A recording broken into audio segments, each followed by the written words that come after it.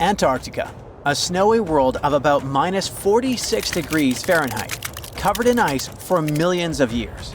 But it wasn't always this way. Scientists just found something buried deep beneath the seafloor that shouldn't exist.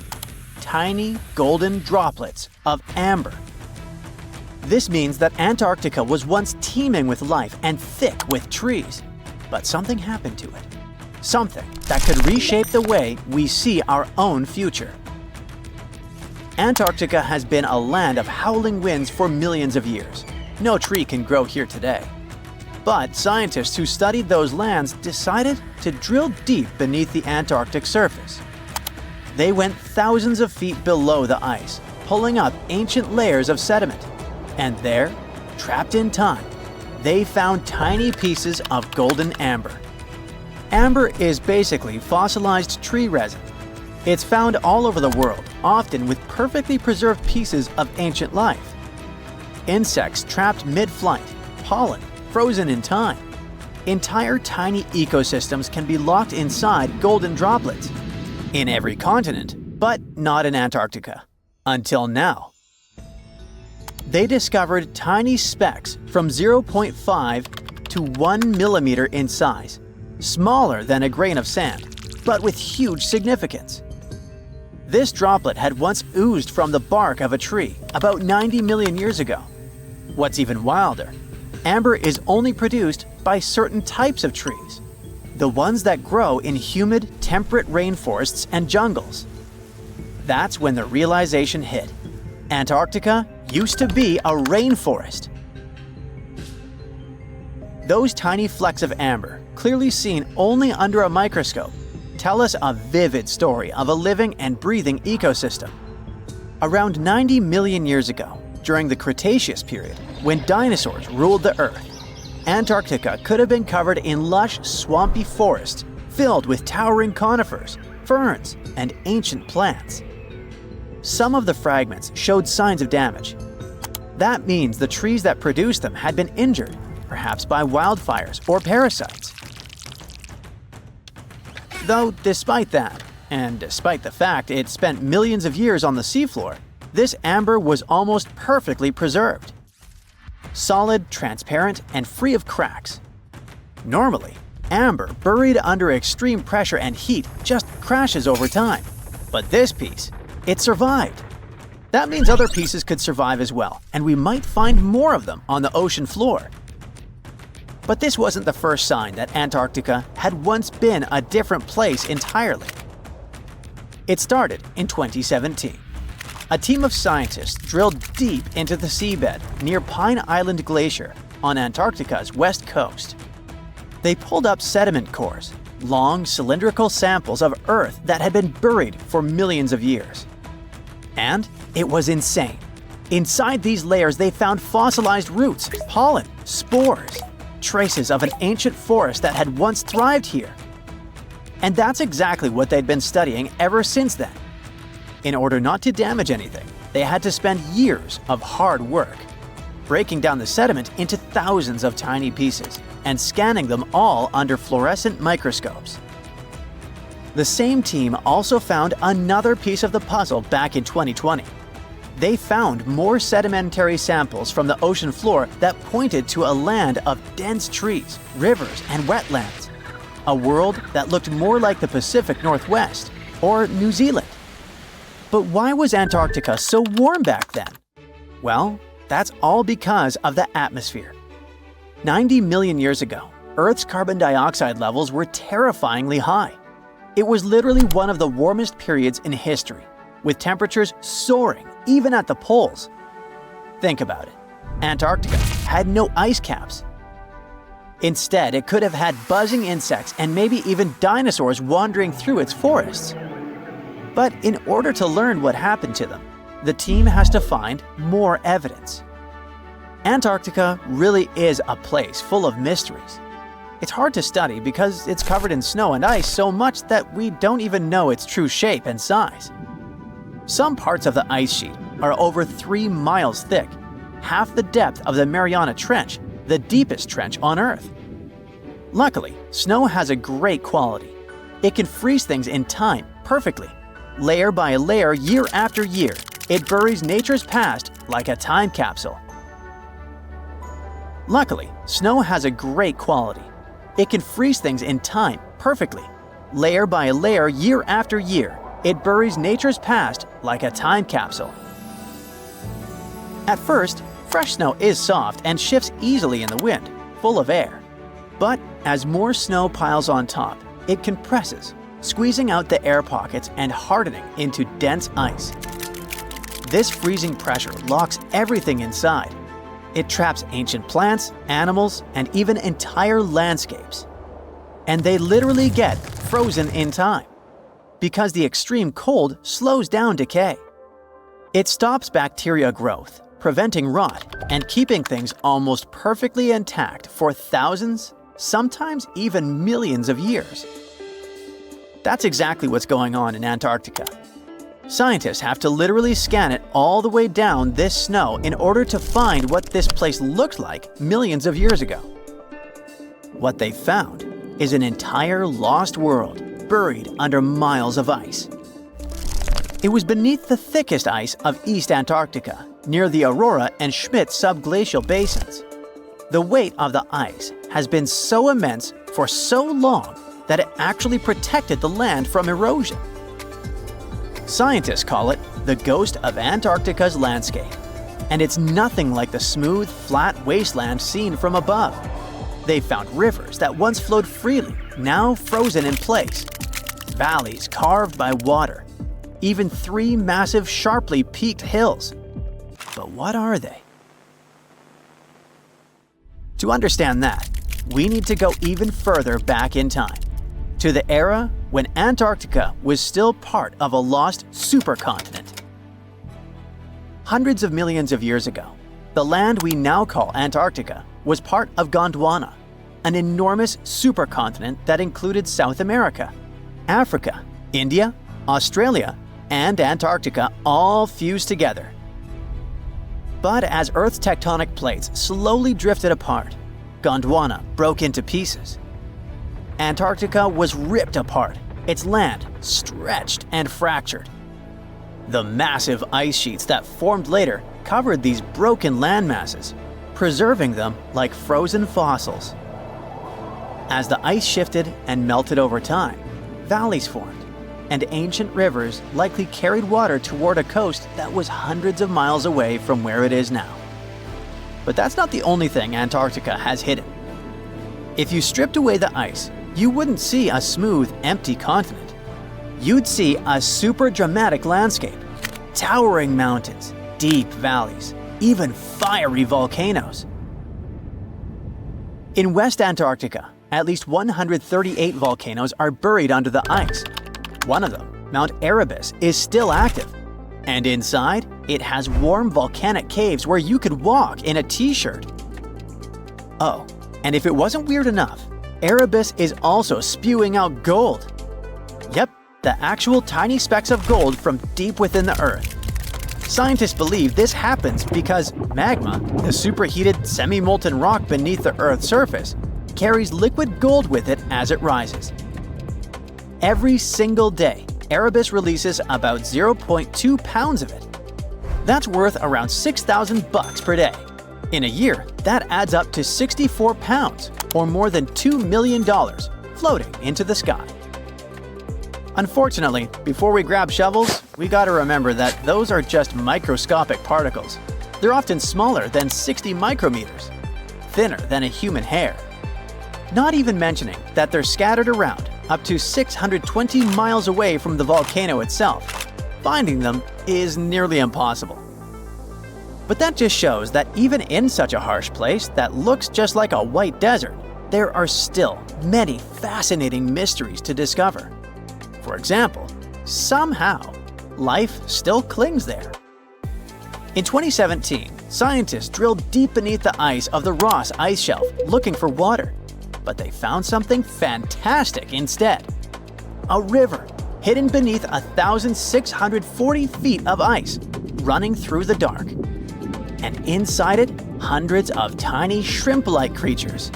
They swarmed around the camera, blocking the lens, welcoming the scientists.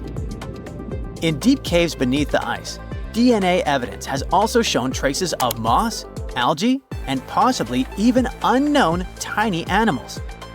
So, turns out, even in one of the harshest places on Earth, life finds a way.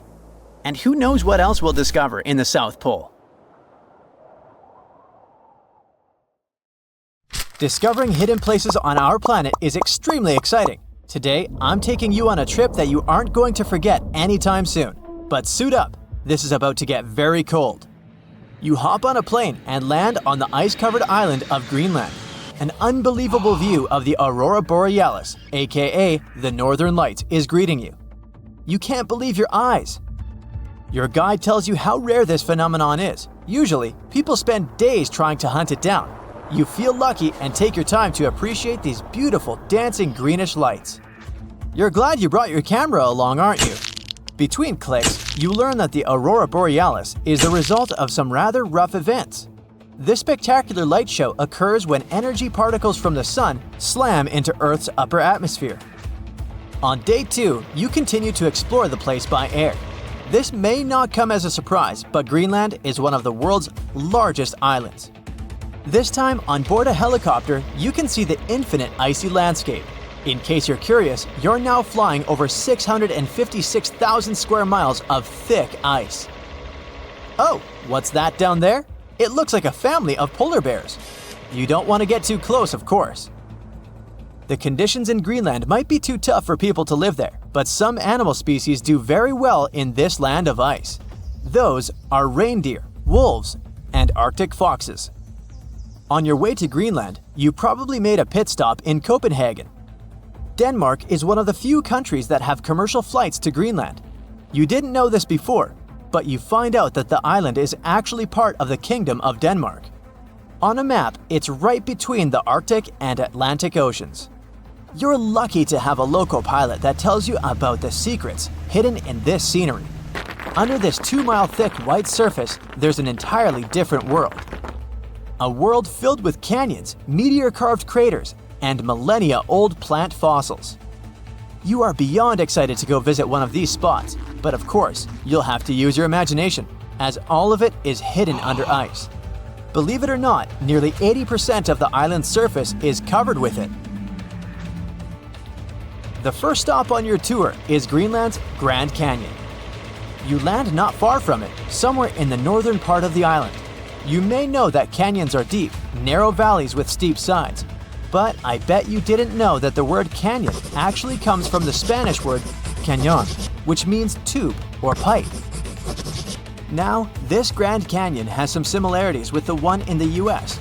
First of all, in size. It's at least 460 miles long and up to 2,600 feet deep in some places. There's a true subglacial valley down there, and if you're wondering how this happened, well, the canyon had probably been formed by a river that had been flowing through Greenland before the ice took over. Oh yeah, Greenland hasn't always been covered with ice. It was once green, no pun intended. Many other icy places on Earth, such as Antarctica, were once covered in greenery. Scientists have figured out that in the past, Greenland was mostly ice-free. With the help of airborne radar, they made amazing discoveries.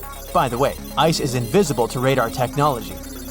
If you have trouble believing it, try putting an ice cube inside your microwave. It won't melt or heat up.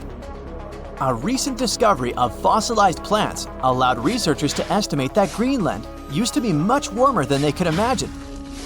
2021 research conducted by the University of Vermont found fossils of twigs and leaves, which left researchers very confused. They expected to discover sand and rocks in the deepest layer of ice, but instead, they found some clear proof of rich flora. Judging by what you've seen of the landscape, it's hard to believe that forests were once growing here. Today, you'll find some tundra vegetation on the coastal part of the island, and that's pretty much it.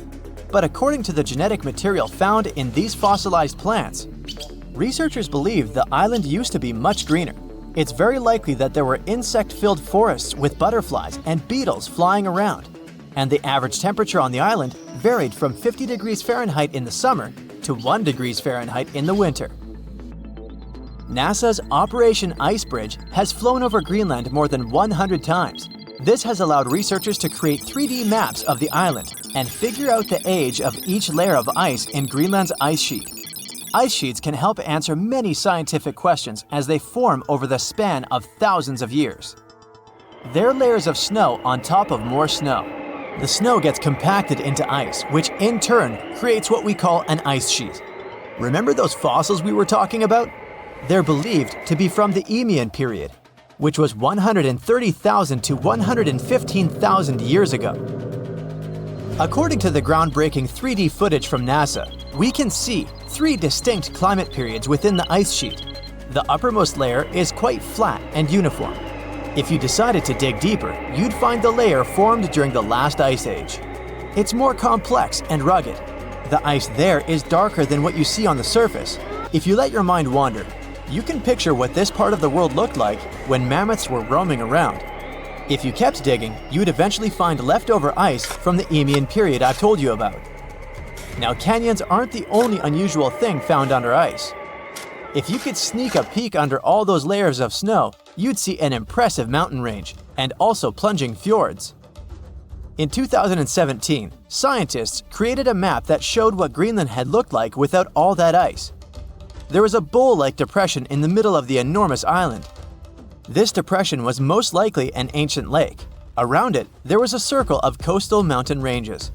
This scenery probably resembled the landscapes of modern Patagonia.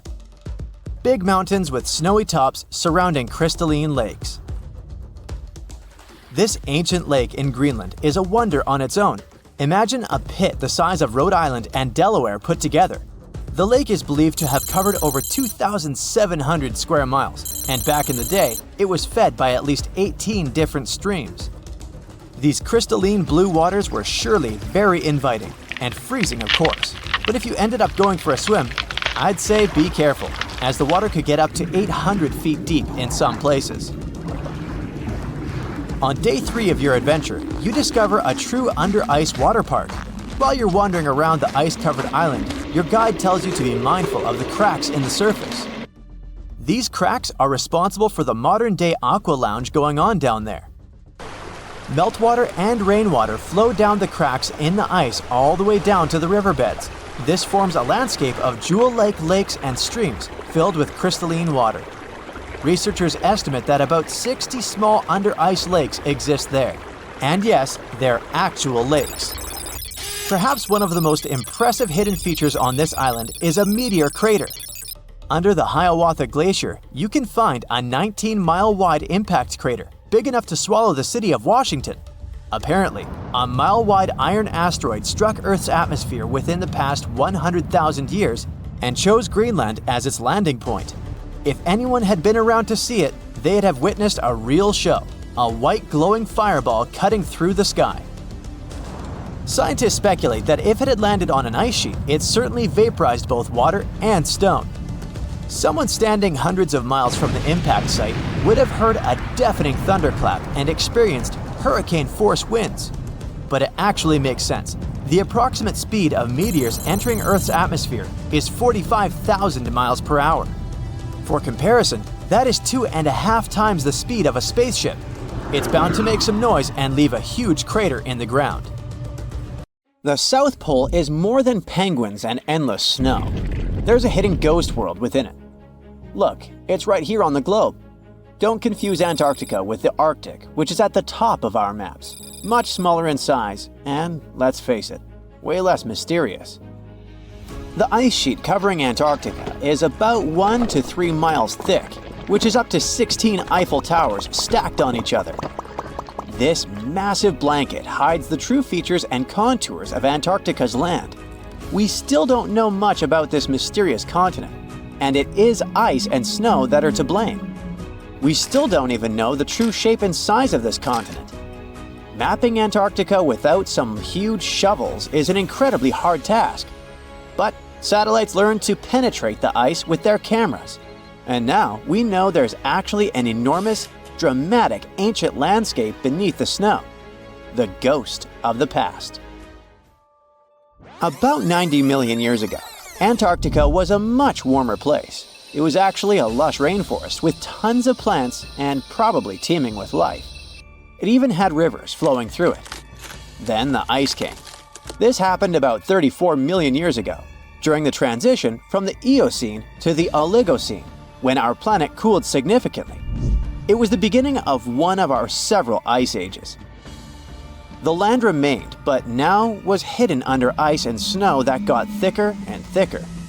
To a regular eye, Antarctica turned into a white desert, vast, flat, and featureless. Time went on. This massive ice sheet moved around, smoothing and shifting the ground beneath it. Over the millions of years, it changed what the land looked like. Now, if we looked under the ice, it wouldn't hold any signs of the original South Pole, except for one place. In areas where the ice is especially thick and doesn't move much, like in East Antarctica, it has actually worked the other way around. It became like a super thick blanket that protects the land. Normally, things like wind or rain slowly wear away the ground over time, changing its shape. But since we have this protective ice blanket, it prevents these natural processes from reaching the stuff underneath. So, the ground stayed almost the same for millions of years, like it's been frozen in time. This special area near the Aurora and Schmidt subglacial basins has become the ghost of Antarctica's landscape. This place was barely touched even since it was first covered in snow 34 million years ago. This is a historical footprint, a place that can tell us what Antarctica's ground looked like before it became a freezing nightmare. As scientists peered under East Antarctica, they saw an amazing ghost. The traces of the rivers that were flowing there millions of years ago, various valleys, and some weird little islands, as well as 3 big chunks of land shaped like the letter U. Hey, what's that all about? You see, the continents on our planet are moving constantly, sliding along the red-hot lava mantle like cereal on milk. Over history, they came together and broke apart several times. Hundreds of millions of years ago, several continents were a part of one enormous Gondwana. Antarctica was one of them. It used to be one huge landmass. But when Gondwana broke apart, the poor continent got stretched by tectonic forces. Parts of land were pulled away from each other. Whoosh! And they got torn apart. And that's how we got these big chunks or blocks of land under thick layers of ice. In any case, scientists now want to explore this ghost a bit more. But to study it deeply, they need to actually drill down through the ice, like using a straw to get to the bottom of a thick shake. This will help them pick up some rocks and dirt from way below to learn more about the Earth's history and climate. Antarctica is the 5th largest continent in the world, approximately bigger than the entirety of Europe or Australia, competing with the entire South America in size. Aside from East Antarctica, we discussed there are several more regions: Antarctica Peninsula, South Pole, West Antarctica, and the Ross Sea. The continent is basically a frozen sandbox, and all its hidden, mysterious landscape is actually less explored than Mars's terrain. We only know for sure that without ice, it wouldn't just be flat and empty, but an entire world full of big mountains, huge canyons, and even fiery volcanoes. Some of these volcanoes are so huge that they peak above the layers of snow. In West Antarctica alone, there are at least 138 volcanoes, though only about 8 or 9 are active today. One of the craziest ones is Mount Erebus, the southernmost volcano and the tallest one on the continent, about 12,500 feet high. And deep beneath the ice sheet, this guy hosts incredible, beautiful subvolcanic caves. The temperatures there are warm enough for t-shirts. The Antarctic Peninsula, or Lesser Antarctica, looks like a bunch of mountainous islands deeply underground. It has newer volcanic rocks that are part of the Pacific Ring of Fire, which is like a giant circle of volcanoes and earthquake zones around the Pacific Ocean. The Greater Antarctica is a huge part, almost as big as Australia. It consists of East Antarctica and the South Pole. Beneath the ice, it's a place of rocks that have been around for a very, very long time, including the special zone we mentioned. You probably know that Antarctica is nearly devoid of humans. No wonder, with a mean temperature of about -46 degrees Fahrenheit. But even though this place is horrifyingly cold and deserted, life still clings on. You guessed it, in the underworld. In 2017, scientists found DNA traces of algae, moss, and even possibly unknown small animals in the deep caves. That means that even in such crazy conditions, there are still unique ecosystems thriving in little isolated warm pockets beneath the snow. There was another incredible find beneath Antarctica's Ross ice shelf, a lively ecosystem vibing within an underground river. Scientists have long suspected that Antarctica's underworld should have some freshwater lakes and rivers. One day, a satellite spotted a groove there. They decided to explore it and used a hot water drill to melt their way through the ice. As they reached the underworld, they dropped a camera into one of those hidden fresh rivers. And at first, they thought they'd find just some rocks or something. But instead, they stumbled upon hundreds of amphipods, tiny shrimp-like creatures. Little ones instantly swarmed around the lens. Shrimps blocked the camera and scientists couldn't check out what they wanted to. Pretty funny. But at least that means that there really is an important ecosystem deep within Antarctica. Now, they're gonna explore it. And all this is just the beginning of the mysterious underworld. Antarctica's snow also hides the deepest canyon on Earth under the Denman Glacier. Well, Mariana Trench is still the deepest point on Earth, but it's a part of the oceanic crust, geologically speaking. Also, in 1958, explorers found a huge mountain range under the ice, as big and tall as the famous Alps Mountains. The range stretched for about 745 miles with peaks as high as 1.7 miles. And all this magnificence is buried under tons of ice. Who knows what else we might find there? Antarctica holds about 60% of our entire planet's freshwater, which means it would be pretty bad if it melted. For example, there's this Doomsday Glacier, officially known as Thwaites Glacier. It's a huge ice formation, about the size of Florida, and it's melting right now. Every year, the sea levels rise by 4% because of it.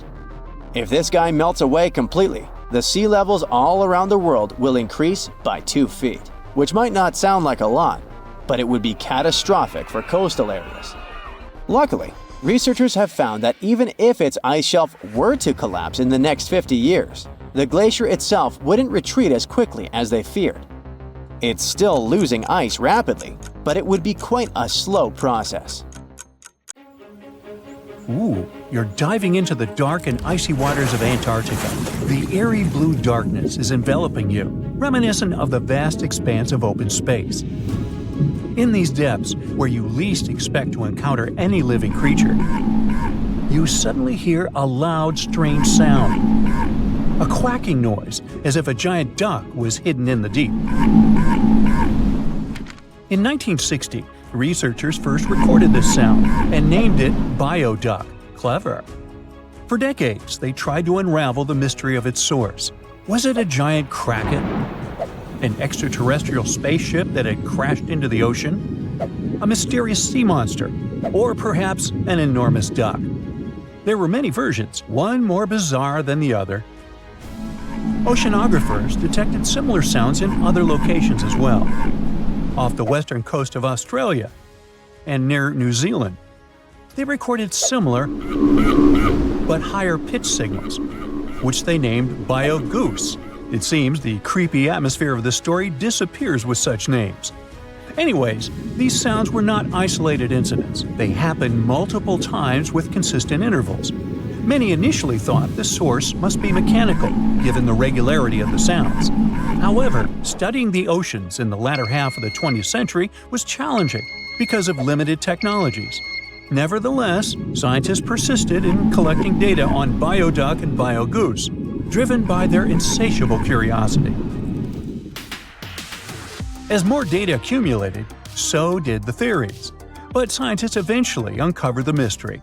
Bioduck turned out to be a form of communication with a biological origin. When researchers analyzed the repeating sounds, they noticed that the signals never overlapped. One source would speak while the others remained silent, suggesting a form of communication. The question remained, which ocean creature possessed such an extraordinary method of communicating through varied frequency sounds? The answer, as many have guessed, is whales. Scientists compared the bioduck sound from Antarctica with the calls of minke whales and found striking similarities. The biogoose sounds from the waters off Australia and New Zealand likely belong to other species or very young minke whales. This discovery, however, only deepened the mystery. What purpose did these sounds serve? Were the whales discussing their dinner plans, laughing at the humans recording their voices, or perhaps sharing deep insights about the universe? The possibilities were endless, but the most astonishing revelation was that humans might one day learn to communicate with these magnificent creatures.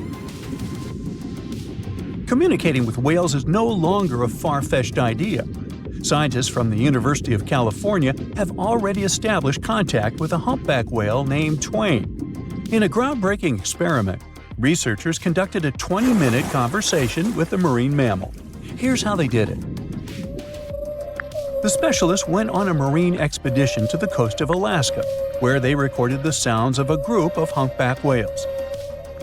Then they played these sounds through speakers, sending the signals back into the ocean. The recorded sounds resembled a greeting, like, "Hey, what's up?" but in the whale language. These greetings are used by whales to call each other or indicate their location.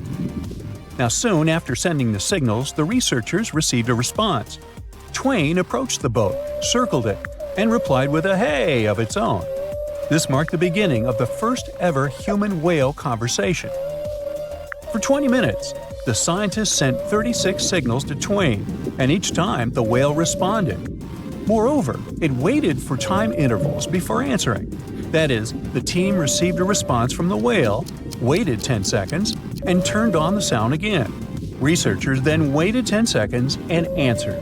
It seems that Twain was a very delicate interlocutor. Maybe it was a gentleman in the whale world, who knows? Or maybe it was simply intrigued by the unusual interaction.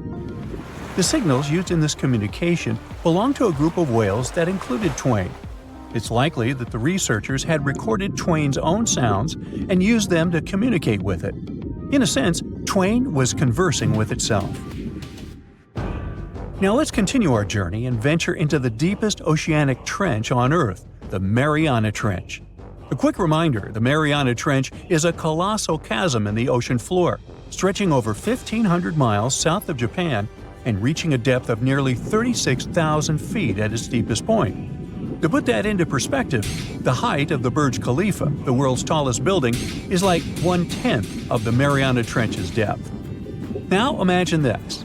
In this deep, dark abyss, scientists recorded a strange sound.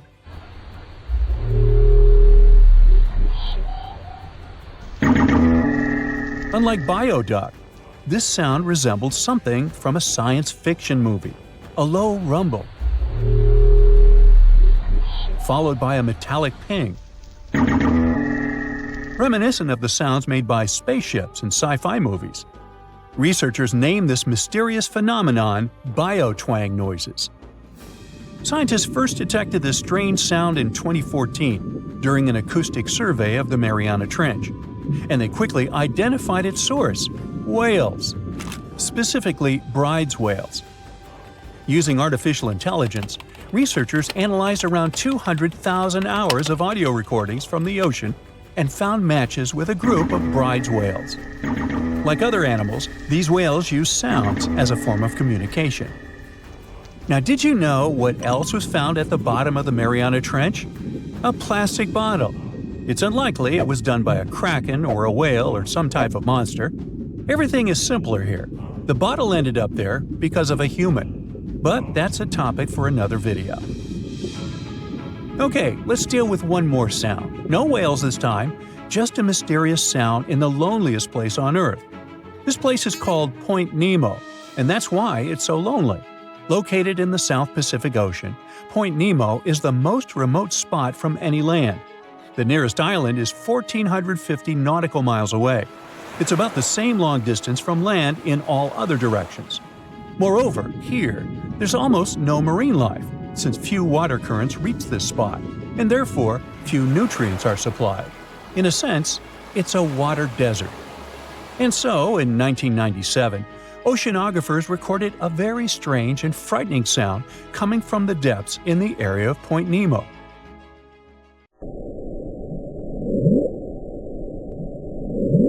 It was something gigantic and scary. People called it the Bloop. As soon as journalists found out about this phenomenon, people around the world began to invent the most fantastic versions. The most popular of them was that the sound source was a giant sea monster, kraken, or some other creature. The hype around the Bloop didn't last very long. Scientists managed to find out the nature of the mysterious noise. It turned out it belonged to an iceberg. When they crack and collapse, they create powerful ultra-low frequency sounds that can be heard from a very long distance. To confirm this version, scientists recorded the sounds of other icebergs and heard something similar to the Bloop. Oh, by the way, Point Nemo is so lonely that space agencies drop out-of-service satellites here. Space objects just fall in the water. There's a 99% chance that no animal or human will be harmed by falling debris in this lonely place.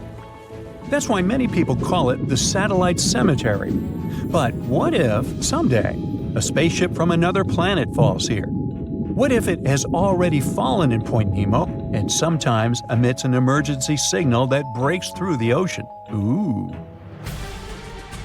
All the mysteries you have heard have already been solved. How about we end this video with a mystery that still baffles scientists? Meet upsweep.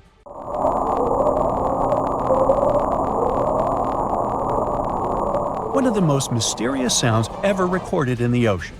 It's not just noise, it's a series of short ascending tones repeated at intervals of several seconds. It was first discovered in 1991 using hydrophones installed in the Pacific Ocean. At first, oceanographers suggested that upsweep could be associated with volcanic activity or underwater earthquakes. But the seasonal nature of the sound and its intensity change depending on the time of year, which rules out these versions.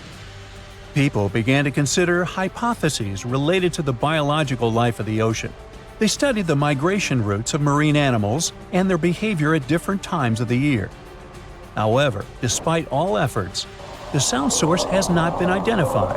Some studies suggest that upsweep may be associated with certain species of fish or other marine animals that make sounds for communication or navigation, but no one has been able to prove it.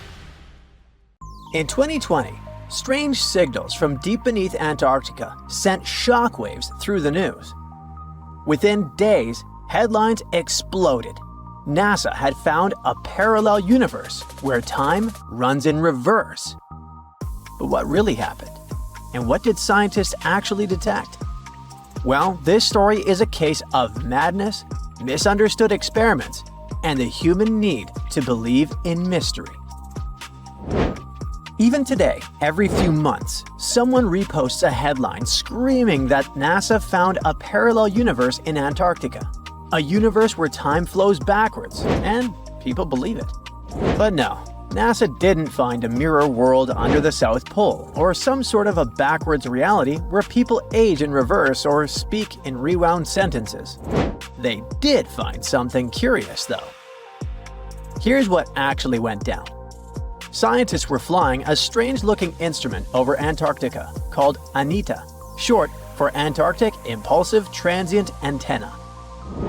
ANITA is a machine that floats over Antarctica, basically a giant balloon with antennas.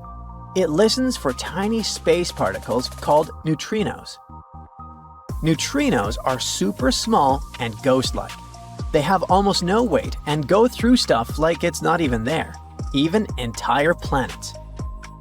Usually, these neutrinos come from space and rain on Earth from above. Most neutrinos, the common low-energy ones, just fly right through the Earth like it's air. They're like tiny bugs flying through a chain-link fence. There are some very high-energy neutrinos, though. They're super rare and they interact a bit more often with matter, and they can get blocked. If high-energy neutrinos hit something dense enough, like the rock and metal inside Earth, they might finally bump into a particle and get absorbed. That's more like fast tennis balls that hit the fence once in a while. Low-energy neutrinos, which are everywhere and pretty harmless, are pretty undetectable. But these high-energy guys are exactly what Anita can detect. When they slam into ice, they send some radio waves that are easy to listen to. This faint radio signal is called the Ascarian effect. And yep, that's exactly why Anita is flying over Antarctica. That's because the ice is pure, dry, and quiet. It's perfect for catching those rare signals. So, what did Anita detect? It detected something rising up from below the ice, like a high-energy neutrino coming from the Earth. What? Okay, let's think logically. Maybe it started somewhere in the north, traveled all the way through the Earth, and popped out the other side. Still, that's super weird. That's not supposed to happen. Neutrinos with that much energy should have been stopped inside the planet. Like we said, get absorbed. So, scientists caught a little bit of a brain bug. That shouldn't be possible with our current physics, unless something we don't understand is going on. And when you're faced with something bizarre, you explore all options, even the wildest ones. The nightmare began. A group of researchers published a paper suggesting that this strange signal might make sense in a CPT symmetric universe. CPT stands for charge, parity, and time. These are basically three ways to flip the universe. Charge means swap all particles to their opposites. For example, swap electrons, the guys with the negative charge, with positrons, their antimatter twins with the positive charge. Parity means mirror the universe, literally like looking at it through the mirror. Left becomes right and right becomes left. And time, of course, means run time backward, like rewinding a video. Now, there's a big rule in physics called CPT symmetry. It says that if you change all three of those things at once, the laws of physics should still work the same. This is kind of insane, but if you took the entire universe and swapped matter with antimatter, mirrored it, and reversed time, it would still follow the same physics. Why is that? Well, in our universe, an electron bumps into a positron, and they annihilate into photons. Cool! Now take that, mirror everything, and what do you get? Well, photons spontaneously turn into a positron and an electron, but mirrored and reversed. It's still the same physics, even if it's backwards. The equations still check out, so nature thinks this is valid. So here came the crazy part. Some physicists thought, what if the Big Bang created two universes? One is ours, made of normal matter going forward in time. The other is a mirror twin, made of antimatter, going backward in time from our perspective. This doesn't mean that someone in the other universe feels time going backward. To them, time flows forward, just like it does for us. But from our point of view, they're moving from our future toward our past. And vice versa. To them, we're weirdos who move backwards. And if both universes are exact CPT mirror images of each other, that would mean same physics, same rules, just symmetrical. Same rules, just symmetrical. This isn't some crazy sci-fi theory, even if it sounds like it. It helps explain weird physics mysteries. For example, why there's so much matter in our universe but not much antimatter, even though they were supposed to be created in equal proportions. Or why the universe is so symmetrical and balanced in some strange ways. So, coming back to the neutrinos, some scientists suggested that maybe those upward flying particles could be coming from that CPT mirror universe, poking through into ours. like a crack between two symmetrical realities. And if you look at it like that, this is quite a wild take. It's speculative. It's not proven. It's more of a cool thought, but the media immediately blew up. They ran a piece with the headline that said we found proof of a parallel universe going backwards in time in Antarctica. And all the other big tabloids picked it up. They made it sound like NASA had actually found a parallel universe. Time travel is real. Multiverse is confirmed. Meanwhile, people who worked directly on Anita immediately caught brain damage. They tried to jump in to say that's not what happened at all. They explained that the signals were unusual, yes, but there were plenty of normal explanations that didn't require rewriting the laws of physics. It could even be just an experimental error. Maybe an unusual particle behavior or gaps in how we model neutrino interactions. Of course, no one listens to experts about what experts discovered. And once an idea like that hits social media, it becomes nearly impossible to put back in the box. But that also doesn't mean that the multiverse definitely isn't real. Far from it. Physicists are still exploring the concept and assume that some of those potential universes, if they exist, could have different laws of physics. One idea, called the many worlds theory, comes from quantum physics. It says that every time something can happen in more than one way, like a particle moving or a decision being made, all those possibilities actually happen, but in separate universes. So there could be endless versions of reality, each slightly different, branching off from every event. Maybe in one universe, dinosaurs never went extinct. Maybe in another, you never sent that embarrassing text. Another theory is called the bubble universe theory. After the Big Bang, the universe expanded incredibly fast in a process called inflation. Some scientists think that inflation never fully stopped and is still happening in some regions. That would mean new bubble universes are constantly forming, each with its own version of physics.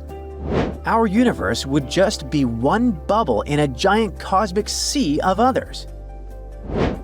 The third idea is about shadow matter. Dark matter is invisible, but its gravity affects the universe. Some scientists think it could be made of particles similar to the ones that make up regular matter, but they're just hidden from us.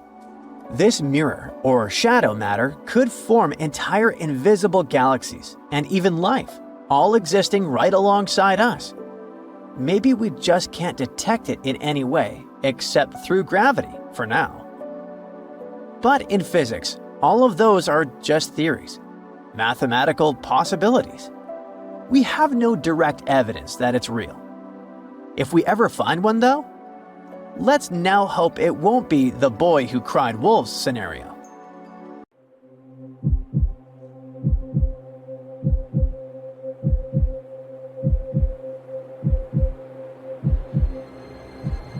Leave it to people wandering on Google Earth to stumble upon the world's newest and weirdest places ever. Like this mysterious pyramid discovered in Antarctica. Soon enough, the internet blew up with all sorts of theories regarding this unusual shape. Could it be a sign from a different life form? Is this pyramid indeed natural, or is it man-made? For starters, it's not the first time we've discovered a pyramid in the Antarctic. The first one was observed by the British Antarctic expedition in the 1910s and kept secret for a long time. Its discovery being kept hidden only added to the mystery. A second such structure was discovered in 2016, which further increased the interest in the matter. The mystery was soon enough deciphered by scientists. These formations are just mountains. They're located near the Ellsworth Mountains, a range over 250 miles long, so they're just mountain peaks that have broken through the ice sheet. As for their particular shape, it's just a coincidence. Pyramids are found throughout nature. The Matterhorn in the Alps and Mount Ballenstinder in Iceland, for example, are quite similar in terms of shape. As for the official name of these peaks, they're called nunataks, or peaks of rock peeking through a glacier or an ice sheet. Antarctica has way more incredible features, like the fact that it's home of 60 to 90% of the world's fresh water. That's because its ice sheet is the biggest on our planet, stretching across 5.4 million square miles. I'll spare you the calculations, but that leaves only 1% of the continent ice-free. Antarctica's ice reaches 2.7 miles thick at its deepest point, meaning half the height of Mount Everest. Should it ever melt completely, our sea levels would rise to roughly 200 feet. It wasn't always this cold, though. At some point in our planet's history, Antarctica had some average temperatures as the city of Melbourne has today. It took a lot of research, but scientists figured out that Antarctica's temperatures could have reached up to 62.6 degrees Fahrenheit. Sure, that was 40 to 50 million years ago, but if you think about it, it was at the same time when dinosaurs roamed our Earth. Time is also different on this icy continent. All the lines of longitude that help us calculate different time zones merge into a single point at the South Pole. Here, there are 6 months of daylight in the summer, followed by 6 months of complete darkness during the colder season. So, scientists working here stay, on average, in the same time zone they've come from.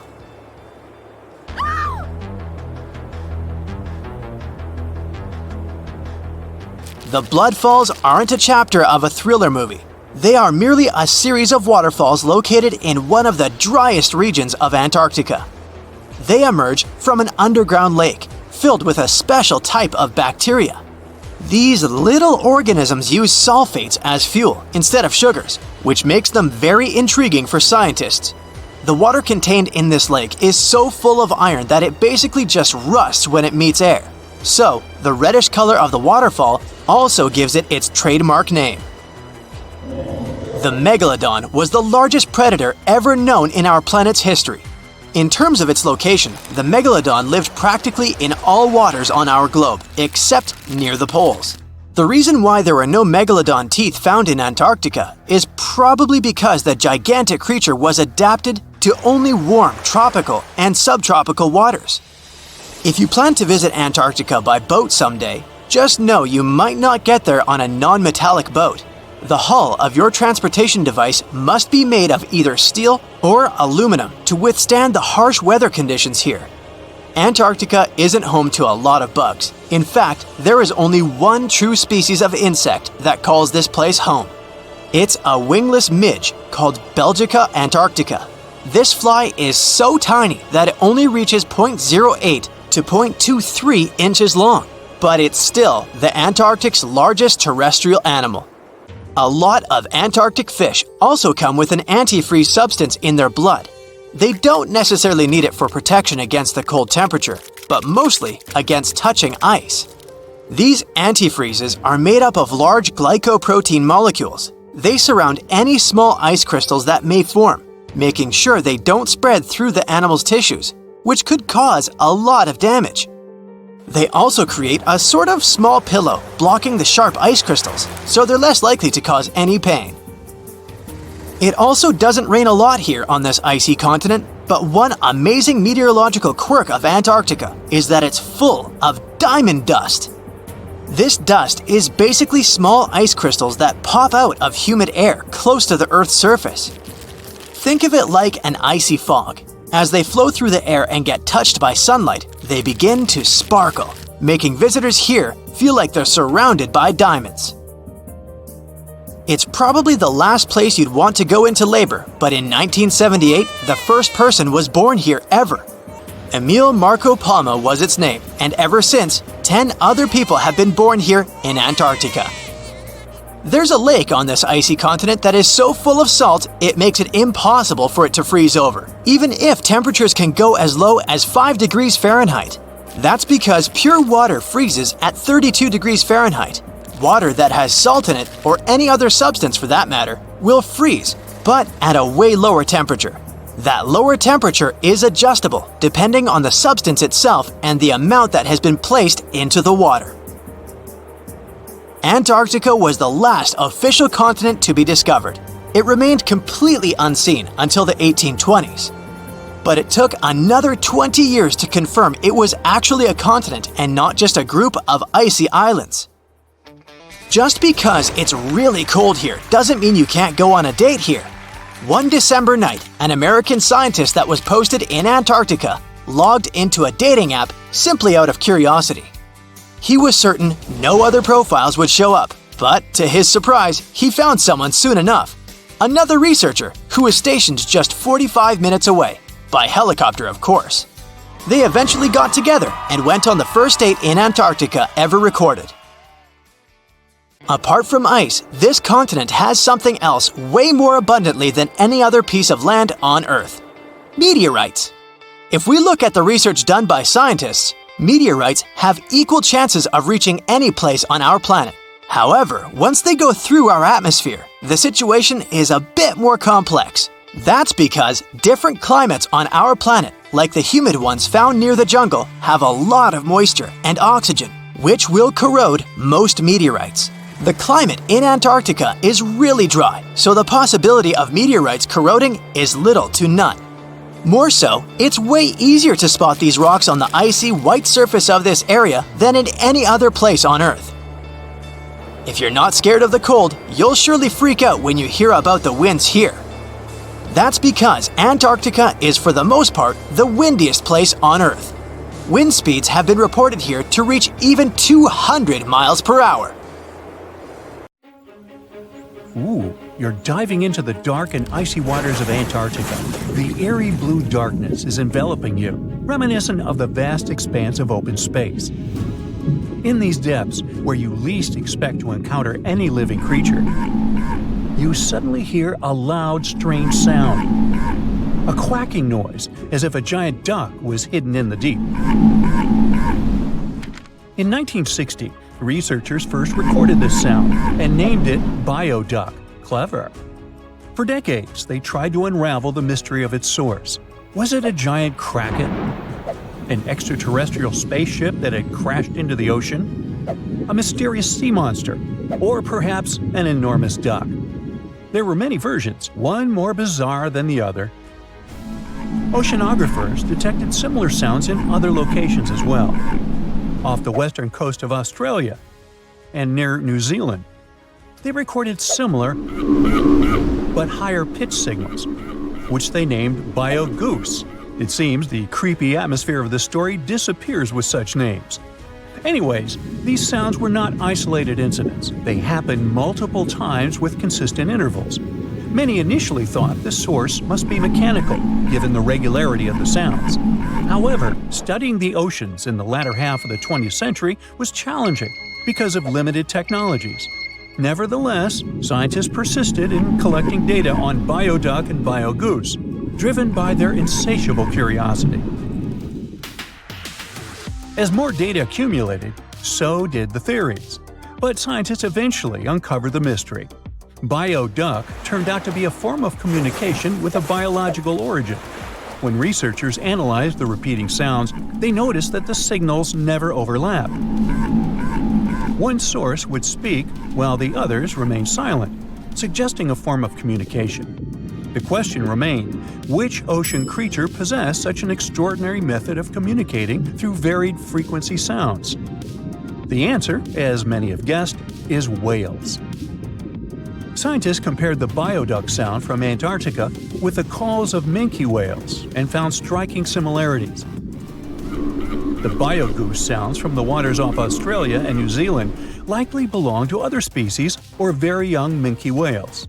This discovery, however, only deepened the mystery. What purpose did these sounds serve? Were the whales discussing their dinner plans, laughing at the humans recording their voices, or perhaps sharing deep insights about the universe? The possibilities were endless, but the most astonishing revelation was that humans might one day learn to communicate with these magnificent creatures. Communicating with whales is no longer a far-fetched idea. Scientists from the University of California have already established contact with a humpback whale named Twain. In a groundbreaking experiment, researchers conducted a 20-minute conversation with the marine mammal. Here's how they did it. The specialists went on a marine expedition to the coast of Alaska, where they recorded the sounds of a group of humpback whales. Then they played these sounds through speakers, sending the signals back into the ocean. The recorded sounds resembled a greeting, like, "Hey, what's up?" but in the whale language.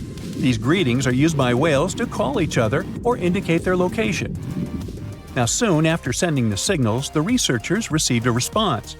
Twain approached the boat, circled it, and replied with a "hey" of its own. This marked the beginning of the first ever human-whale conversation. For 20 minutes, the scientists sent 36 signals to Twain, and each time the whale responded. Moreover, it waited for time intervals before answering. That is, the team received a response from the whale, waited 10 seconds, and turned on the sound again. Researchers then waited 10 seconds and answered. It seems that Twain was a very delicate interlocutor. Maybe it was a gentleman in the whale world, who knows? Or maybe it was simply intrigued by the unusual interaction. The signals used in this communication belonged to a group of whales that included Twain. It's likely that the researchers had recorded Twain's own sounds and used them to communicate with it. In a sense, Twain was conversing with itself. Now let's continue our journey and venture into the deepest oceanic trench on Earth, the Mariana Trench. A quick reminder, the Mariana Trench is a colossal chasm in the ocean floor, stretching over 1,500 miles south of Japan and reaching a depth of nearly 36,000 feet at its deepest point. To put that into perspective, the height of the Burj Khalifa, the world's tallest building, is like 1/10 of the Mariana Trench's depth. Now imagine this. In this deep, dark abyss, scientists recorded a strange sound.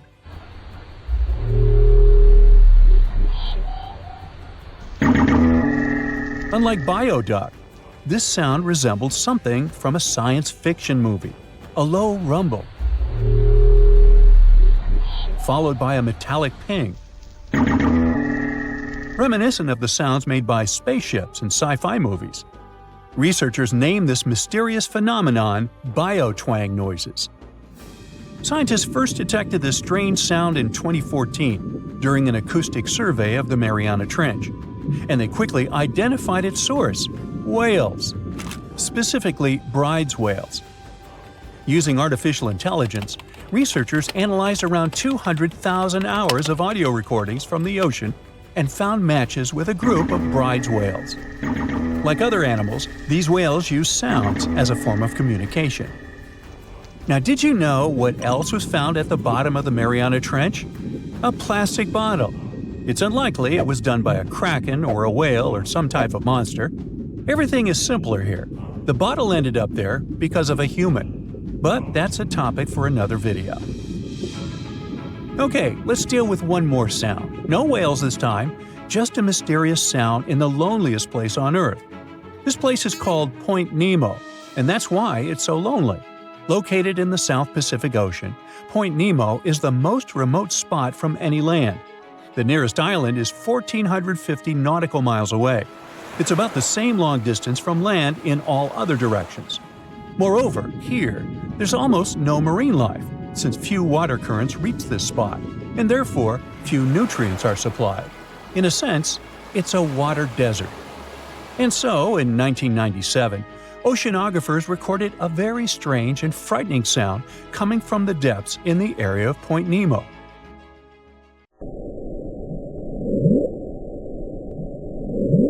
It was something gigantic and scary. People called it the Bloop. As soon as journalists found out about this phenomenon, people around the world began to invent the most fantastic versions.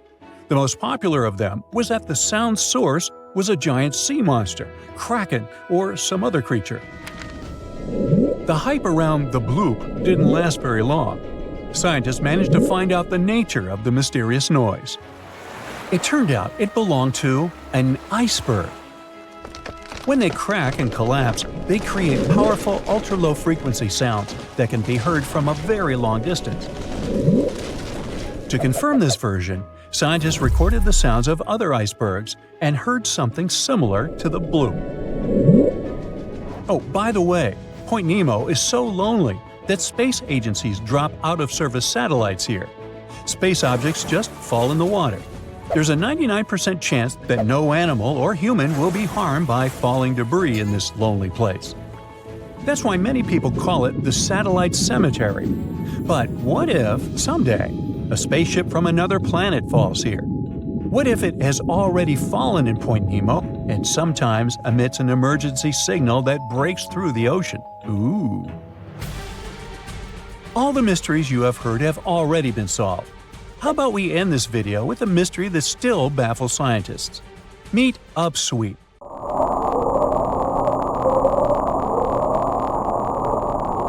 One of the most mysterious sounds ever recorded in the ocean. It's not just noise, it's a series of short ascending tones repeated at intervals of several seconds. It was first discovered in 1991 using hydrophones installed in the Pacific Ocean. At first, oceanographers suggested that upsweep could be associated with volcanic activity or underwater earthquakes. But the seasonal nature of the sound and its intensity change depending on the time of year, which rules out these versions. People began to consider hypotheses related to the biological life of the ocean. They studied the migration routes of marine animals and their behavior at different times of the year. However, despite all efforts, the sound source has not been identified. Some studies suggest that upsweep may be associated with certain species of fish or other marine animals that make sounds for communication or navigation, but no one has been able to prove it. Consider Lake Enigma. What a fitting name! It's already strange enough because it's not even supposed to exist. But now, we stumbled upon actual life deep beneath it.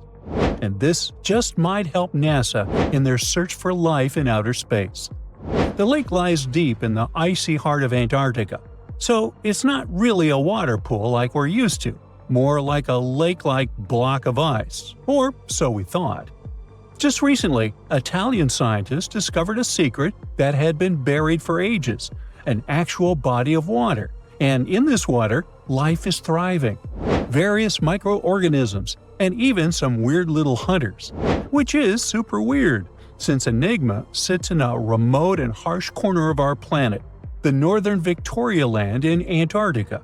The entire South Pole is cold, but in this place, temperatures can plummet to a horrifying minus 41 degrees Fahrenheit, though on average it's around 7. Chilly. Like we said, this lake shouldn't even be there at all.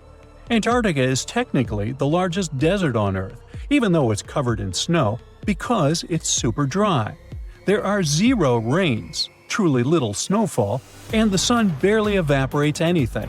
And even if there is some water, the insane winds make sure to dry everything out super quickly. Putting on our thinking caps, this lake should lose an unimaginable 7 million cubic feet of water every year. Yet, the water remains. Why? No one knows. Scientists say there could be something deep underground that refills it constantly. They just have no idea what that might be. Maybe deep underground rivers, melting ice, or something else entirely. But hence the name, the Enigma Lake. The block of ice we mentioned is permanent and super thick, at least 36 feet of it, and that's higher than a 3-story building. So researchers decided to check out if there's anything beneath it. They used a so-called ground-penetrating radar, a super smart echo detector for the ground. This radar sends invisible radio waves into the Earth. When they hit something underground, like rocks, water, or anything else, they bounce back to the device. By measuring how long it takes for the signal to return and how strong they are, we can determine the distance and what exactly the radar hit. That's how animals like bats, whales, and dolphins can see underwater. And we humans stole this cool nature idea to research buried structures and hidden caves. Scientists used this device all over the Enigma surface. This way, they were able to create an entire map of this under-ice world beneath. The water itself wasn't surprising. It's the unique ecosystem in it that shocked them. Unfortunately, no secret monsters or extraterrestrial secrets this time. But there are microorganisms there that may not exist anywhere else on Earth. Somehow, these creatures have managed to survive in complete isolation and extreme cold. It's not that we don't know these microorganisms, we've met them before, just not exactly like this. There are a couple groups hanging out down there. The first one is Bacteroidota. They love breaking down complex molecules, especially in your stomach, and help digest tough plant fibers. They mostly hang out inside us, but in the outside world, we might occasionally find them in soils and oceans. Then Actinobacteriota, genius chemists among bacteria. They decompose organic materials and help the soil get healthier.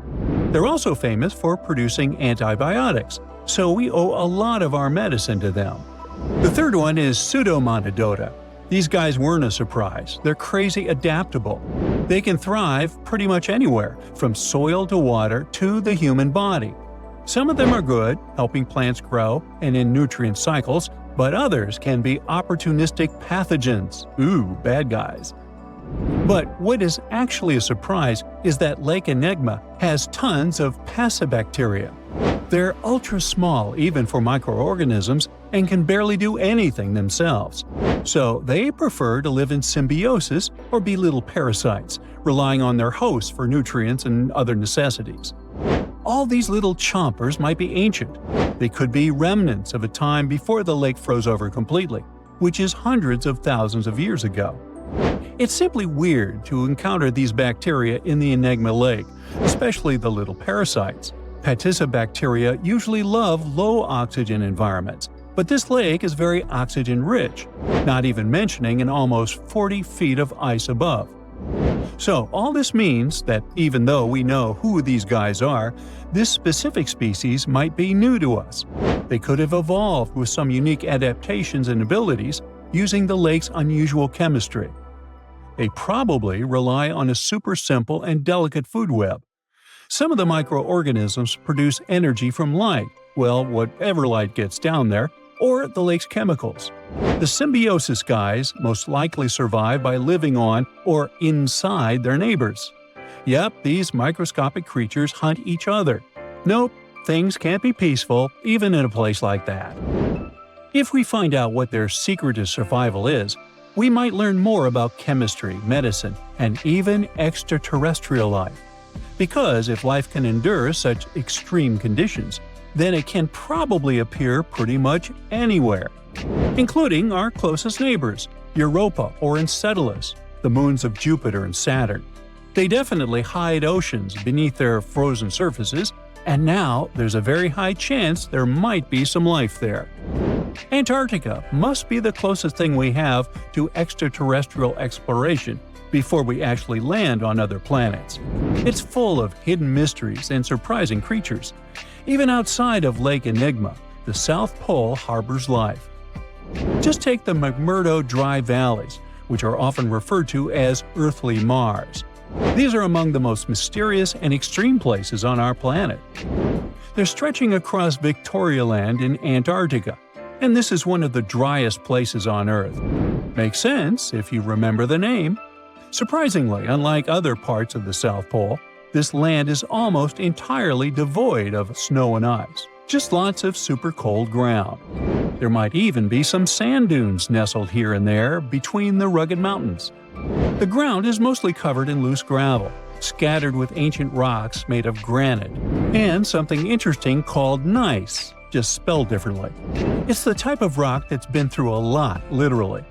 It's usually born when granite and sedimentary rocks have to endure insane pressure or horrifying heat for a while, a process called metamorphism. These conditions are so intense that they literally rearrange the minerals into layers. That's why gneiss has such beautiful foliated looks. It's the planet's version of baking a layered cake. It's amazing because this place is almost exactly the way it was millions of years ago. These valleys are frozen in time, and they give us a little glimpse into Earth's distant past. And that includes life. Once again, local winds are absolutely terrifying gusts of cold air racing downhill, and they evaporate snow faster than it can even melt. So, logically, you shouldn't find much water here, not even mentioning life. But somehow, you can still stumble across frozen lakes and saline ponds in the dry valleys. and local life stretches all reason and our understanding of biology. It exists inside the rocks themselves. Microorganisms are hidden in slightly moist cracks and crevices. Deep inside, there's endolithic bacteria. These guys are super chill. Instead of moving around like other microorganisms, they always stay put inside their little rocky homes. How do they survive? Through photosynthesis. Just like plants, they take teeny tiny parts of light that gets in crevices and acts like little solar panels, getting energy from the sun. Meanwhile, in another place, beneath the Taylor Glacier, there's bacteria that literally doesn't eat anything. Not comfort, not sunlight, not even oxygen. These guys rely on a diet of dusty rocks and sulfur to fuel their weird metabolisms. By breaking down sulfur and iron, they get energy to sustain themselves. This way, they easily survive in deep seas at sub-freezing temperatures, completely cut off from sunlight, oxygen, and the world itself. This place is fascinating for both its life and the lack of it. In some parts of the valleys, like University Valley, yes, that's what it's called, the permafrost is so harsh that no microbes were found at all. This might be one of the only places on Earth where life appears to be completely absent, a quite scary idea. Anyway, now scientists are thinking about learning more about Lake Enigma and drilling this Mars-like environment. Exactly for that reason, to see how we could get samples from Mars in the future. We've all dreamed of visiting the Arctic and witnessing the natural wonders of polar bears frolicking on ice floes or the aurora borealis dancing across the sky. Well, sorry to break it to you, but you won't find any tourists flocking to Antarctica anytime soon. Why, you may ask? Let's dive into it. First off, where is Antarctica? It's located in the southern hemisphere, specifically at the South Pole. The Southern Ocean surrounds it, and most of the continent is covered by ice, making it one of the most remote and frigid places on Earth. Now, have you ever met someone who's visited Antarctica? Probably not. It's one of the least visited places on the planet, and only a handful of lucky explorers have seen its interior, which is mostly made up of glaciers and ice fields. But trust me when I say the wildlife and scenery are out of this world. Why shouldn't you travel to Antarctica? Well, for starters, the environment is incredibly fragile and can be easily damaged. Plus, there are no native human populations on the continent, so your travels would essentially be like visiting an uninhabited island. And let's not forget that it's also one of the most expensive destinations to travel to. Despite all that, Antarctica is not exactly guarded like a fortress, but there is an international agreement called the Antarctic Treaty. This treaty was negotiated to prevent any unwanted activity on the continent and bans some forms of testing done there by member states. But the primary reason we can't just waltz into Antarctica is that it has a delicate ecosystem that needs protection. The treaty states that Antarctica should be used for peaceful purposes only and should be free from any human activity that could harm the environment. Scientists are still learning about the continent's unique ecosystem, and our activity and machines could disrupt the delicate balance that exists there. If you're still itching to go to Antarctica, getting permission isn't exactly a walk in the park. U.S. citizens, for example, need to complete a special form and send it to the Office of Ocean and Polar Affairs. And once you're there, you'll need to follow some strict guidelines to protect the environment, like not disturbing any wildlife or taking souvenirs like rocks, plants, or animals. Now, technically, can you live in Antarctica? While there are no laws banning people from living there permanently, it's a very inhospitable environment and unsuitable for human habitation. Temperatures can reach -76 degrees Fahrenheit and below, making it nearly impossible for anyone to survive without the proper equipment and experience. Plus, the nearest piece of land is over 1,000 miles away, making any inhabitants completely cut off from the rest of the world. Who knows? Maybe one day we'll get the chance to visit this unique and fascinating continent. But until then, let's admire it from afar. Let's now talk a bit about the discovery of Antarctica. Unlike other places that were already inhabited, Antarctica never had a native human population. Ancient Greek philosophers had an idea about the continent and called it Antarctos, meaning opposite the bear. The bears it refers to are not the polar ones, though, but rather the Great and Little Bear constellations, which are only observable in the northern hemisphere. As a result, the term signifies the opposite of the land of the bear. Whaling and sealing voyages in the late 1700s and early 1800s would venture further south when rounding Cape Horn at the tip of South America. It was known that going further south often meant stronger winds, but also the risk of hitting floating ice of all sizes and of winds and seas that could prove dangerous to the ship and crew. Captain James Cook was the first to cross the Antarctic Circle on January 17, 1773, in the Ross Sea region. He reached a point further north a year later, and though he didn't sight land, he came to within 50 miles and saw deposits of rock held in icebergs, indicating that a more southerly land existed. The first sighting of Antarctica is widely acknowledged to have taken place in January of 1820, during the voyage of two ships under the command of Captain Fabian Gottlieb von Bellingshausen, as part of a 2-year exploratory expedition around the world to discover new lands. The captain's ships were the first to have crossed the Antarctic Circle since Cook. The first undisputed landing on Antarctica didn't happen until much later, on January 24, 1895, at Cape Adare during the whaling voyage of the ship Antarctic, led by Henrik Bull. A small boat with 6 or possibly 7 men on board rowed ashore during calm conditions. You might not believe it, but Antarctica is actually a desert. With all that ice, you'd think it'd be like a winter wonderland with snowball fights and hot cocoa all day long. When we think of deserts, we picture camels and cacti and people struggling to find water. But in Antarctica, it's a whole different story. The struggle isn't to find water, it's to find anything that's not covered in ice. And the average rainfall has been just over 0.4 inches in the past 30 years. That's like a few drops of rain compared to what we're used to. So technically, it's not the dunes or sizzling heat that makes a desert, well, a desert. It's the lack of precipitation. But don't worry, if you ever find yourself lost in Antarctica, you won't have to worry about getting thirsty. Just make sure you bring a jacket and some mittens, because it's cold enough to make you into a popsicle. Not only is Antarctica one of the driest places on Earth, but it's also the coldest, the windiest, and the highest. Talk about overachieving. The penguins and scientists down in Antarctica have at times found themselves in a bit of a pickle when it comes to time. You see, unlike the rest of us on this big blue planet, there is no Antarctica time zone. All the lines of longitude meet at a single point at the South Pole, making it a bit of a head-scratcher when trying to figure out what time it is. Now, you might be thinking, but how do the scientists and researchers keep track of time down there? Good question. They typically stick to the time zone of the country they departed from. However, with stations from all over the world on the Antarctic Peninsula, things can get a little wacky.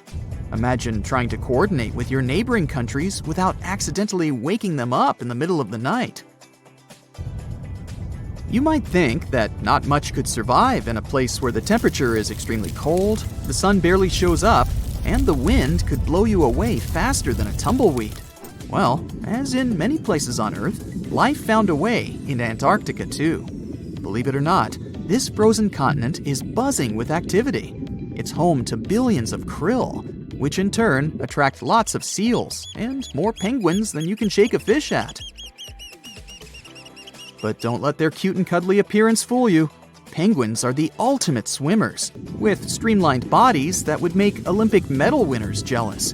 They come ashore to breed and chill, but their real talent is stealing pebbles from each other and forming mathematically precise huddles to stay warm. Antarctica is also home to the largest species of penguin on Earth. It's called the emperor penguin. Sure, these creatures are flightless birds, but that doesn't mean they can't jump. In fact, some of them can leap up to 120 inches. And let's not forget about the seals. with their furry bodies and special songs. These marine mammals are protected by the Antarctic Treaty, and they're thriving in the cool waters of the Southern Ocean, too. But the real stars of the show are the whales. During the Antarctic summer, these huge creatures show up in droves to chow down on the abundant krill. It's indeed like a whale buffet down there. Do you know that NASA explores not only stars, planets, galaxies, or black holes? Hard to believe, but yes. The agency also works on discoveries here on our home planet Earth. So what has NASA recently discovered? Is there life under the ice? While they were analyzing data recently, they discovered something unbelievable hiding under Antarctica's ice. And this discovery not only changes everything we know about the whole water system of the Earth, but it may also help with research about life in space. Humankind's existence might depend on understanding Antarctica and its secrets. So, the recent discoveries reveal vital information about our survival. But before we continue, let's see how much you know about this place, where it's only ice as far as your eyes can see. Antarctica is one of the world's 7 continents in the southern hemisphere.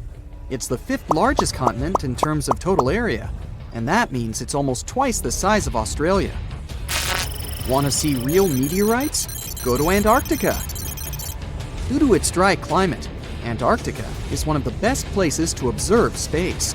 But what's even greater is that you can find meteorites on the white surface of the continent. Scientists have already plucked about 45,000 meteorites from the ice, and they think they can see another 300,000. Since there aren't many terrestrial rocks there, it's easy for them to spot them, thanks to their dark color.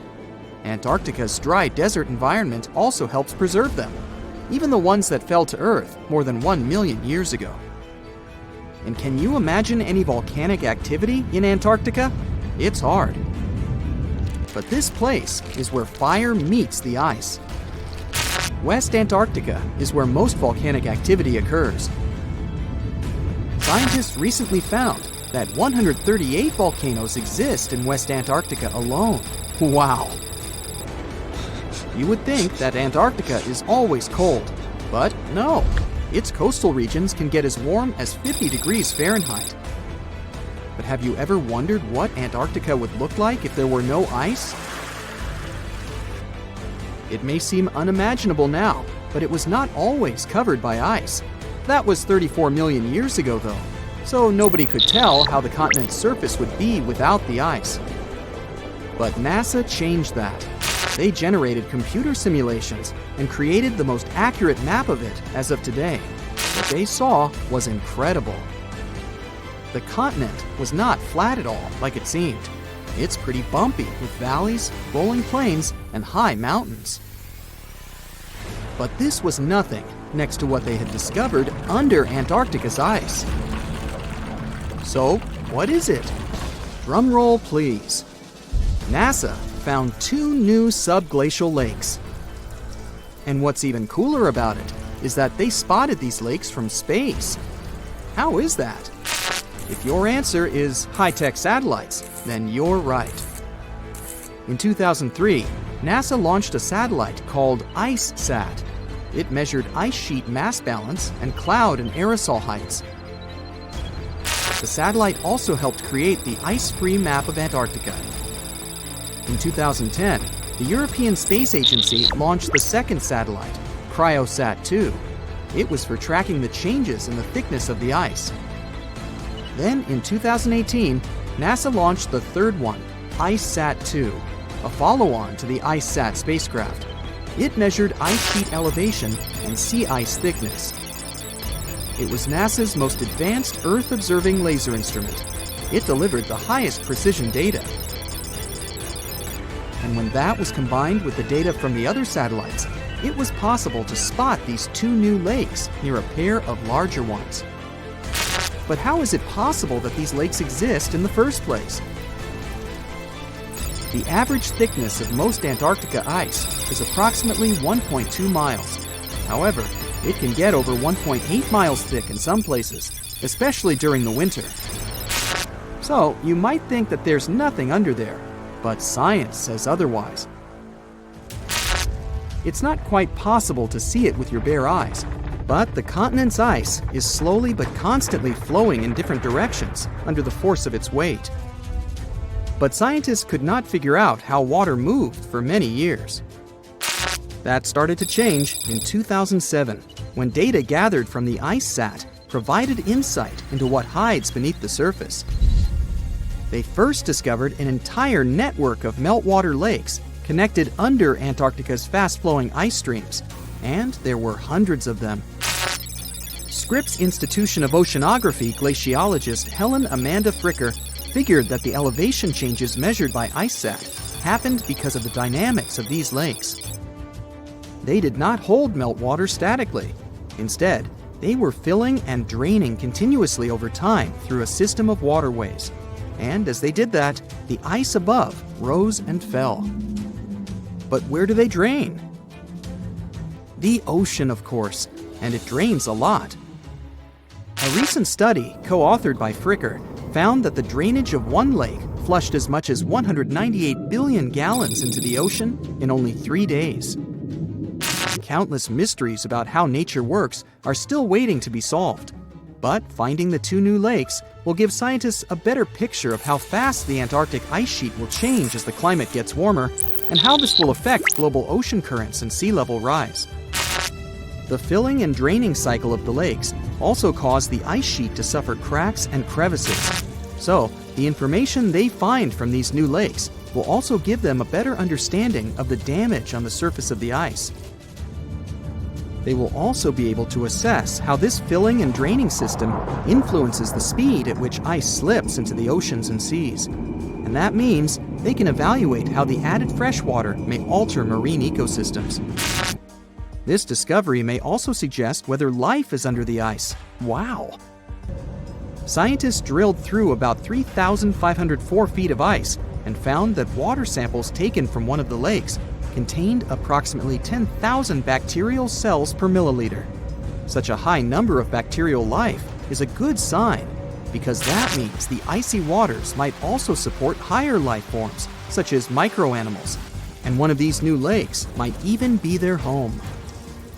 But the most exciting thing is that the new lakes might help them understand whether life on other planets is possible. Scientists believe any life below the frozen surface of the planet Mars might follow the patterns seen in Antarctica's lakes. So, there is a possibility that they might find critical new information on the type of life that may have existed on the red planet. You wouldn't want to be there during the winter, though. The lowest temperature on Earth you can experience is negative 128 degrees Fahrenheit. In 2010, there was an even lower temperature of negative 135 degrees Fahrenheit, and you may feel this cold much worse due to the strong and dry winds. Did you know that the size of the ice surface on Antarctica also changes throughout the year? It's about 1.2 million square miles during the summer, but when it's winter, it grows to 7.3 million square miles. Yet, despite the change, it remains the largest piece of ice on Earth. Sorry, Arctic, you lose. Do you know these cute little penguins? Consider these animals the locals, because there is no native population in Antarctica. It's a no man's land, because no single country owns it. But do you know who really owns it?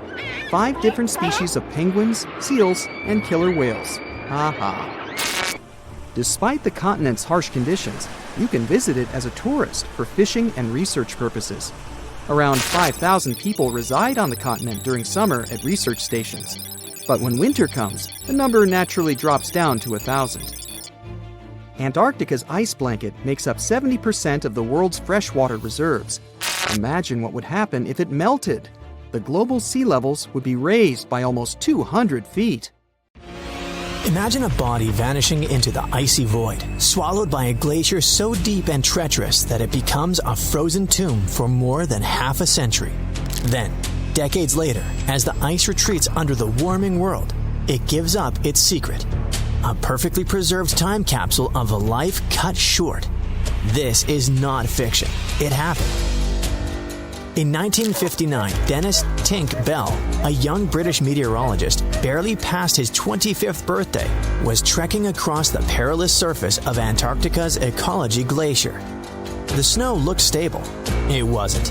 One moment he was urging his sled dogs forward. The next, he was gone. A sudden collapse, a 30-meter plunge into a hidden crevasse. His companion, surveyor Jeff Stokes, heard him call from the darkness. A rescue attempt began immediately. A rope lowered, hope straining against fear. Bell managed to tie the rope to his belt, but fate intervened. The belt snapped, sending him tumbling deeper into the abyss. This time, silence. For 12 hours, his team searched in worsening weather. The reality was merciless. In those conditions, no one could survive. Bell was gone. His body and the story of his last moments became one of countless tragedies buried under Antarctica's merciless ice. Fast forward 66 years. A Polish research team working near the same glacier spots something unusual protruding from the melting ice. Fragments of metal, leather, and bone. What they found was astonishing. Not just skeletal remains, but more than 200 personal items scattered nearby. A wristwatch frozen in time, a pipe stem, ski poles, a Swedish knife, radio equipment. Even the smallest details whispered of a life lived in another era, of science in the rawest, most dangerous frontier on Earth. The remains were carefully recovered and transported to the Falkland Islands, then flown to London.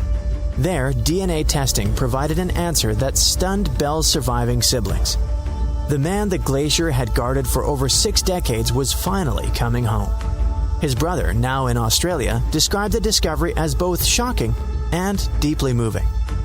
For the family, the mystery had always been a wound. Now, they had closure. Bell wasn't just a scientist. Before joining the Falkland Islands Dependency Survey, the forerunner of today's British Antarctic Survey, he'd worked as a radio operator for the Royal Air Force. He built radios from scratch, could decode Morse at incredible speed, and had a restless curiosity. He avoided competitive sports, preferring conversation, laughter, and shared meals with family and friends. His talents ranged from scouting to theater, but above all, he loved the challenge of mastering the unknown. The tragedy of his death was made more poignant by the conditions of Antarctic exploration at the time. In the late 1950s, there were no GPS systems, no satellite communications, no rapid rescue. Scientists worked in isolation, often relying on dogs and sleds, navigating treacherous landscapes with only maps, compasses, and instinct. In such an environment, a single misstep could, and often did, prove fatal. The location where Bell fell was especially dangerous, a crevasse field disguised by snow, hiding fractures that could swallow a person or a sled in an instant. Even experienced explorers were vulnerable. When Stokes and Bell crossed the glacier that day, they believed they'd passed the worst of the danger. The snow's deceptive surface told a different story. For modern Antarctic researchers, the discovery of Bell's remains is a sobering reminder of the human cost of science in extreme environments. It's easy to romanticize exploration, the daring adventurer against the backdrop of endless white, but the reality is that every breakthrough, even map drawn, often came at a terrible price. Professor Jane Francis, director of the British Antarctic Survey, described the identification as a poignant and profound moment. Rod Rhys-Jones, chair of the British Antarctic Monument Trust, emphasized how rare such recoveries are. Many who perished in the icy wilderness have never been found. That Bell's body returned at all is nothing short of extraordinary. What's perhaps most haunting is the role of climate change in this story. Without the glacier's retreat, Bell would likely have remained entombed forever. The same forces reshaping our planet, melting ice sheets, rising seas, have, in this case, revealed a chapter of history long thought lost. The glacier became both his grave and his storyteller. As scientists and his family reflect on his life, Bell's story stands as a testament to the resilience, courage, and vulnerability of those who push into Earth's most hostile corners. It's a reminder that the pursuit of knowledge has always been intertwined with risk, and that sometimes the past waits patiently beneath the ice until the world is ready to listen.